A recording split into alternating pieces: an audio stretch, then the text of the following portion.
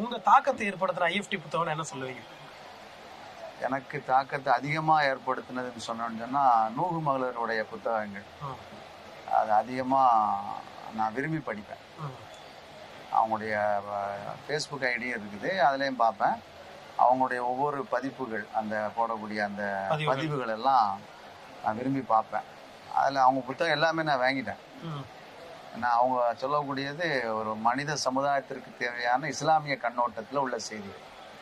மனுஷன் எப்படி வாழணும், எப்படி வாழக்கூடாது, எப்படி பழகணும், குடும்ப உறவு முறைகள் எப்படி இருக்கணும், சமூகத்தில் எப்படி இருக்கணும், அது இஸ்லாம் அது என்ன சொல்லுது அப்படிங்கிற அந்த கோணத்தில் தான் எல்லா பதிவுகள் இருக்கும். அந்த புத்தகங்களும் அப்படி தான் இருக்கும். நபிகளாருடைய வாழ்க்கை வரலாறாக இருக்கலாம், அது சஹாபாக்களுடைய வாழ்க்கை வரலாறு, சோனம் நமது வீடுகளிலே அப்படிங்கிற புத்தகம், அப்படி ஏகப்பட்ட இஸ்லாமிய இங்கீதம் புத்தகங்கள். எல்லா புத்தகங்களுமே நல்ல பயனுள்ளது. படிக்க படிக்க யார் படித்தாலுமே சரி, முஸ்லீம்கள், முஸ்லீம் அல்லாத மக்கள், உனது பேரில் உயிர் வாழ்கிறேன், அல்லாவுடைய பேர்களுடைய இதெல்லாம் எல்லாமே நல்லா அற்புதமாக இருக்கும். அந்த அந்த புத்தகங்கள் நான் விரும்பி படிப்பேன். அது இல்லாமல் புத்தகங்கள் எனக்கு அதில் ரொம்ப இதெல்லாம் இருக்குது, ஐஎஃப்டியில் இருக்குது. இப்போ ஞாபகத்தில் உள்ளதே மெயினாக அதை சொல்கிறேன். சரிங்க.